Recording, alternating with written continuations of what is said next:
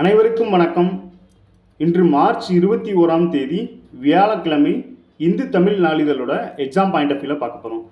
இன்றைக்கி தலைப்பு செய்தி என்னன்னு பார்த்தோம்னா, திமுக தேர்தல் அறிக்கையை வெளியிட்டார் முதல்வர் அப்படிங்கிறது தான் தலைப்பு செய்தியாக கொடுத்துருக்காங்க. அதாவது மக்களவை தேர்தலை ஒட்டி திமுகவோட அந்த தேர்தல் அறிக்கையை வெளியிட்டது தான் இன்றைக்கி தலைப்பு செய்தியாக கொடுத்துருக்காங்க. ஸோ சிலிண்டர் விலை வந்து ரூபாய் 500 குறைக்கப்படும் அப்படிங்கிற வாக்குறுதியை வந்து சொல்லியிருக்காங்க.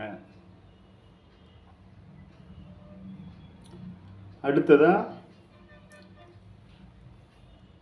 நாடாளுமன்றத்தில் கேள்வி எழுப்ப லஞ்சம் அப்படிங்கிற செய்தி. அதாவது நாடாளுமன்றத்தில் கேள்வி எழுப்ப லஞ்சம் வாங்கியதாக மொய்த்ரா மீது வழக்கு பதிய சிபிஐக்கு லோக்பால் உத்தரவு அப்படிங்கிற செய்தி கொடுத்துருக்காங்க.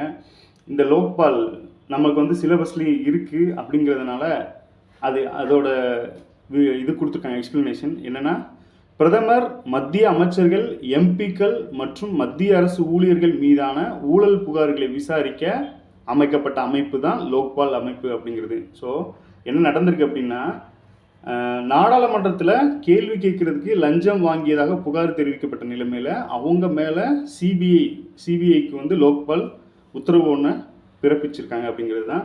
ஸோ லோக்பால்னால் என்னங்கிறத நம்ம ஏற்கனவே புக்கில் படிச்சிருப்போம். இருந்தாலும் இந்த மாதிரி செய்திகள் வரும்போது அதோட தொடர்பு படுத்தி படிக்கிறது நல்லது. இந்த லோக்பால் என்ன பண்ணுறாங்க அப்படின்னா, பிரதமர், மத்திய அமைச்சர்கள், எம்பிக்கள் மற்றும் மத்திய அரசு உயர் அதிகாரிகள் மீதான ஊழல் புகார்களை விசாரிக்க லோக்பால் அமைப்பு உள்ளது அப்படிங்கிற செய்தியை இதிலேருந்து நம்ம எடுத்துக்கலாம். அதன்படி அவங்க மேலே வழக்கு பதிகிறாங்க.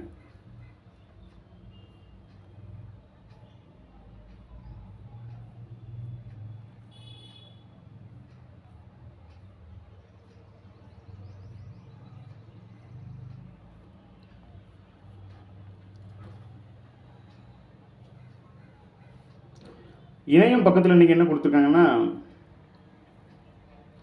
அதாவது தரமான கல்வி, ஒரு நாட்டிற்கு வந்து தரமான கல்வி அடிப்படையாகும் அப்படிங்கிற செய்தியை எந்த மாதிரி சொல்கிறாங்க அப்படின்னா, தேசிய வளர்ச்சி, அறிவியல் முன்னேற்றம், தேசிய ஒருங்கிணைப்பு, கலாச்சார பாதுகாப்பு, சமூக நீதி ஆகியவை ஒரு நாட்டில் ஏற்பட தரமான கல்வி அடிப்படையாகும். இதெல்லாம் நடக்கணும் அப்படின்னா ஒரு நாட்டுக்கு என்ன தேவை அப்படின்னா தரமான கல்வி அப்படிங்கிறத சொல்ல வராங்க. இது மூலமாக என்னெல்லாம் அப்படின்னு பாருங்கள். தேசிய வளர்ச்சி, அறிவியல் முன்னேற்றம், தேசிய ஒருங்கிணைப்பு, கலாச்சார பாதுகாப்பு, சமூக நீதி ஆகியவை ஒரு நாட்டில் ஏற்பட தரமான கல்வி அடிப்படையாகும். கல்விங்கிறது எப்படின்னா, நம்ம டிகிரி படிச்சிட்டோம் அப்படிங்கிறது கல்வி கிடையாது. தரமான கல்வியாக இருக்கணும். ஒருத்தர் வந்து சிந்திக்கும் வகையில் கல்வி இருந்தால் தான் இந்த மாதிரி நிகழ்வுகள்லாம் நடக்கும் அப்படிங்கிறத இந்த இணையம் பகுதியில் கொடுத்துருக்காங்க. எனவே பள்ளி கல்வி மற்றும் எழுத்தறிவுத்துறை, அதன் தன்னாட்சி மற்றும் சட்டப்பூர்வ அமைப்புகள் மூலம் மத்திய அரசின் நிதி உதவியுடன் பல்வேறு திட்டங்களை செயல்படுத்தி வருகிறது. இதை வந்து இந்த இணையதளத்தில் காணலாம் அப்படிங்கிறத சொல்லியிருக்காங்க. இதில் நாம் எடுத்துக்க வேண்டியது என்ன அப்படின்னா, தேசிய வளர்ச்சி, அறிவியல் முன்னேற்றம், தேசிய ஒருங்கிணைப்பு, கலாச்சார பாதுகாப்பு, சமூக நீதி இதெல்லாம் நடக்கணும் அப்படின்னா ஒரு நாட்டுக்கு என்ன தேவை அப்படின்னா தரமான கல்வி அடிப்படை அப்படிங்கிறத தெரிஞ்சுக்கோங்க. பொது வரி பகுதியில் முட்டையை பற்றி கொடுத்துருக்காங்க. என்ன அப்படின்னா, ஒரு முழு முட்டையில் பார்த்தீங்கன்னா 168 மில்லிகிராம் வந்து கொலஸ்ட்ரால், அதாவது நமது அன்றாட தேவையில் 62% காணப்படுகிறது. முட்டையில் காணப்படும் கொலஸ்ட்ரால் நமது இரத்தத்தில் கெட்ட கொலஸ்ட்ராலை அதிகரிக்காது, மாறாக அதில் ஏராளமான ஊட்டச்சத்துக்களும் வைட்டமின்களும் காணப்படுகின்றன. முட்டையில் பார்த்தீங்கன்னா புரதச்சத்து அதிக அளவில் இருப்பதால் உடல் எடையை குறைக்க விரும்புபவர்களுக்கு இது ஒரு சிறந்த பயனுள்ள உணவாக இருக்கும் அப்படிங்கிற செய்தி சொல்லியிருக்காங்க. முட்டையில் ஒரு முழு முட்டையில் பார்த்தீங்கன்னா 168 மில்லிகிராம் வந்து கொலஸ்ட்ரால் இருக்கும். அது வந்து கெட்டது கிடையாது, நல்ல விஷயம்தான் அப்படிங்கிற மாதிரி சொல்கிறாங்க. ஸோ வெயிட்டை குறைக்கிறவங்களுக்கு இது ஒரு நல்ல ஃபுட்டாக இருக்கும் அப்படிங்கிறதையும் சொல்லியிருக்காங்க.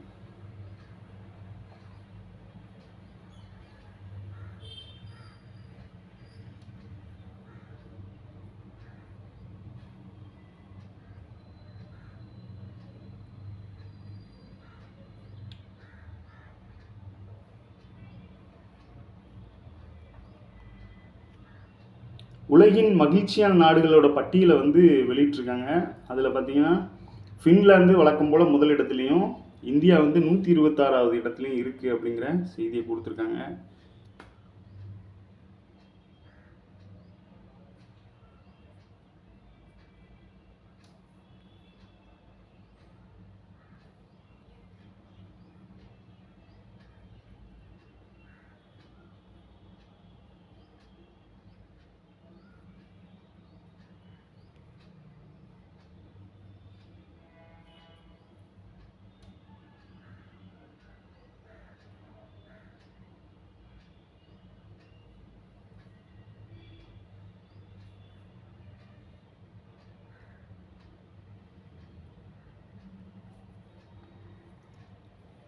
நமக்கு யூனிட் 9ல் பார்த்தீங்கன்னா நிறைய இண்டெக்ஸஸ் இருக்கும்.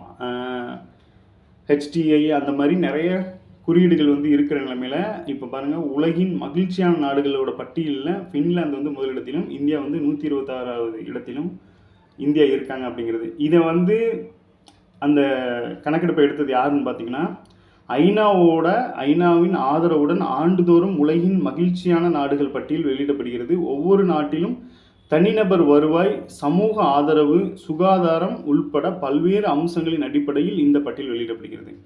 பாருங்கள், இந்த பட்டியல் வந்து யார் வெளியிடுறாங்க அப்படின்னா, ஐநாவோட ஆதரவோட ஆண்டுதோறும் வந்து வெளியிடுறாங்க. இதோட மெயின் மோட்டோ என்னன்னு பார்த்தீங்கன்னா, தனிநபர் வருவாய், சமூக ஆதரவு, அப்புறம் சுகாதாரம் உள்பட பல்வேறு அம்சங்கள் இருந்தாலும் இது 3 முக்கியமானது. என்னெல்லாம்? தனிநபர் வருவாய், சமூக ஆதரவு, சுகாதாரம் உள்பட முக்கியமான அம்சங்களின் அடிப்படையில் வந்து இது வெளியிடப்படுகிறது. இந்த நிலைமையில் 143 நாடுகளில் நடத்தப்பட்ட இந்த ஆய்வில் பார்த்தீங்கன்னா, உலகின் மகிழ்ச்சியான நாடுகள் பட்டியலில் ஃபின்லாந்து முதலிடத்திலையும், இந்தியா வந்து 126வது இடத்துலையும் இருக்காங்க அப்படிங்கிற டேட்டாவை கொடுத்துருக்காங்க. ஸோ மகிழ்ச்சியான நாடுகளின் பட்டியலில் இந்தியா வந்து 126வது இடத்துலையும், ஃபின்லாந்து வந்து முதல்ல இருக்காங்க அப்படிங்கிறதையும் இதன் மூலமாக தெரிஞ்சுக்கோங்க. நன்றி. மீண்டும் நாளை சந்திப்போம்.